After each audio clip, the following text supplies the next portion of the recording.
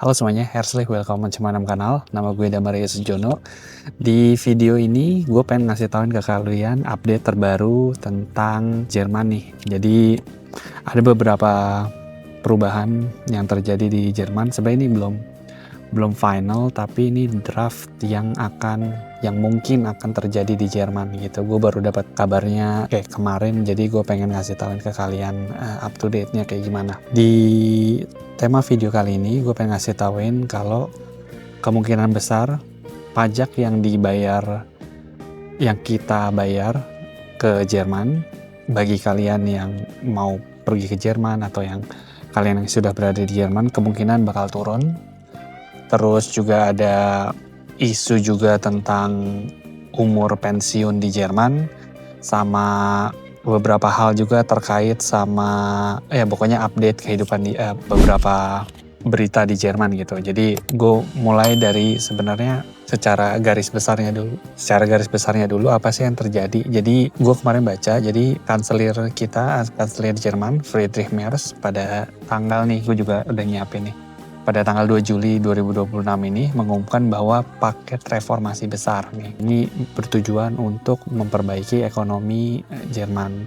Tapi intinya apa sih yang terjadi di kita? Jadi gue ada beberapa poin. Yang pertama, pokoknya intinya paket reformasi ini tuh mencakup 34 kebijakan utama ya. Yang mencakup kayak pajak, terus tenaga kerja, terus pensiun, perumahan, dan birokrasi. Gue coba kasih tauin ke kalian satu persatu, dan tentu aja gue bakal ngasih link beritanya di deskripsi ya. Jadi kalian bisa baca di sumber resminya juga di link di deskripsi gitu. Capek nggak sih lihat loker yang syaratnya setinggi langit, harus serba bisa tapi gajinya ya gitu deh. Terus pernah nggak sih kepikiran buat berkarir di luar negeri, tapi masih bingung mulai dari mana? Selama ini banyak yang ngira kalau berkarir di luar negeri itu cuma buat yang punya privilege atau modal ratusan juta. Padahal ada jalur resmi dari pemerintah Jerman namanya Ausbildung. Ini alternatif buat lo yang pengen punya karir global tanpa modal ratusan juta. Di sini lo bakal belajar teori di sekolah, praktek langsung di industri Jerman, dan kerennya lagi, lo akan dapat uang saku bulanan. Setelah lulus dari program Ausbildung ini, nantinya lo bakal dapat sertifikat yang bisa digunain untuk melamar kerja dan gelar sebagai Fachkraft atau tenaga ahli yang diakui secara luas di Jerman maupun di negara Uni Eropa. Mulai dari bidang perhotelan, kesehatan, hingga teknologi, semuanya terbuka lebar. Syarat utamanya cuma satu, penguasaan bahasa Jerman yang matang. Nah, di Verba Jerman Edu nggak cuma ngajarin bahasa Jerman, lo juga bakal belajar di lingkungan yang nyaman bareng tutor berpengalaman. Yang paling penting, Verba sudah punya legalitas jelas dari Kemenkumham dan terjamin aman. Verba akan bimbing kamu dari nol sampai pendampingan persiapan Ausbildung. Yuk, tunggu apa lagi? Persiapkan masa depan globalmu mulai dari sekarang bareng Verba Jerman Edu. Klik link di deskripsi buat konsultasi ya.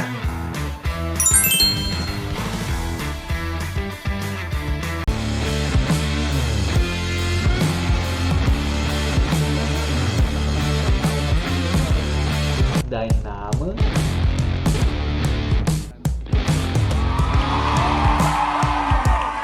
Gue masuk ke poin yang pertama nih, tentang pajak nih. Jadi Friedrich Merz itu kemarin punya usulan bahwa dia akan memberikan keringanan pajak sekitar total 10 miliar euro per tahun untuk rumah tangga berpenghasilan rendah dan menengah gitu. Jadi ini nggak berlaku buat yang ke atas ya, tapi ini buat menengah dan rendah. Ini tuh berguna buat keluarga yang berpenghasilan sekitar 60.000 euro dan bisa mendapat pengurangan pajak itu sekitar 600 euro per tahun. Ini khusus untuk orang atau keluarga yang berpenghasilan sekitar 60.000 euro per tahun ya.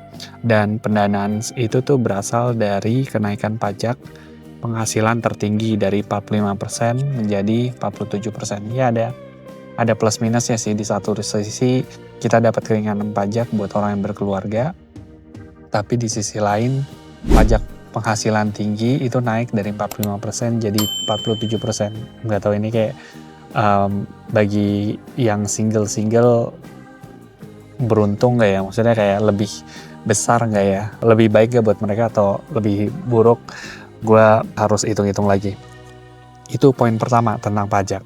Terus yang poin kedua itu tentang reformasi pensiun nih. Jadi kemungkinan besar ada perubahan sistem pensiun di Jerman, termasuk pengenalan unsur berbasis pasar modal. Dan yang gua tangkap juga dari poin ini itu adalah rencana untuk menaikkan usia pensiun nih. Kenaikan usia pensiun secara bertahap mengikuti harapan hidup di Jerman. Jadi buat yang nggak tahu, jadi harapan hidup di Jerman kan tinggi banget ya. Lumayan tinggi lah kalau di-compare sama Indonesia kan. Jadi itu sebabnya yang gue baca sih kayak pemerintah Jerman tuh agak tekor karena angka hidupnya naik, sementara umur pensiun kalau nggak salah masih di 65 apa segala macam gitu. Tapi intinya ada perubahan reformasi pensiun yang bakal naik umurnya gitu. Halo, gue mau ngingetin kalau sekarang lo bisa bergabung jadi member di channel gue. Sebagai member, lo akan mendapatkan akses video eksklusif ke lebih dari 45 modul pembelajaran bahasa Jerman A1, early access ke video-video baru gue sebelum rilis ke publik. Yuk bantu channel ini berkembang dan jadi bagian dari komunitas pembelajaran bahasa Jerman yang positif dan saling mendukung. Terus yang ketiga ini tentang reformasi ketenaga kerjaan. Ini juga penting nih karena aturan ketenaga kerjaan di Jerman itu bakal dibuat lebih fleksibel untuk mendukung bisnis. Termasuk adalah perpanjangan fleksibilitas kontrak kerja sementara. Itu juga penting. Terus ini juga yang gua agak heboh juga nih. Jadi buat kita di Jerman itu kan untuk ibaratnya ambil izin sakit di Jerman itu kalau di-compare sama negara-negara lain tuh at the moment tuh termasuk gampang, karena kalau misalnya kalian sakit, kalian hanya perlu telepon. Kalau ke awal nih, misalnya hari awal sakit, kalian hanya perlu telepon kantor kalian kalau kalian sakit tanpa perlu menyertakan surat kalau kalian sakit. Kecuali kalau kalian lebih dari 3 hari baru kalian harus atau wajib menyertakan surat dari dokter ya. Cuman ada usulan dari Friedrich Merz itu kalau aturan cuti sakitnya itu bakal lebih diperketat lagi.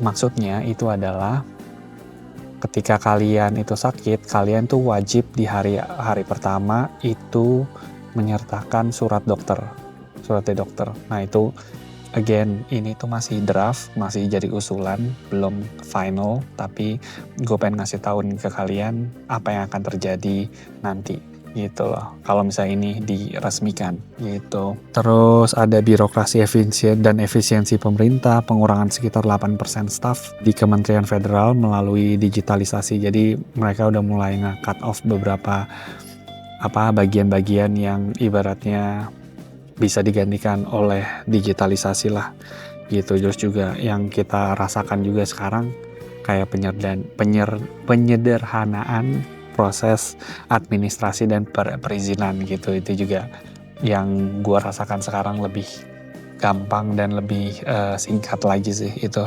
satu. Nah itu birokrasi dan efisiensi pemerintah. Terus yang kelima itu perumahan dan investasi juga ada update-nya nih. Jadi ada dorongan pembangunan perumahan terjangkau di Jerman gitu. Terus juga yang terakhir itu kebijakan ekonomi industri,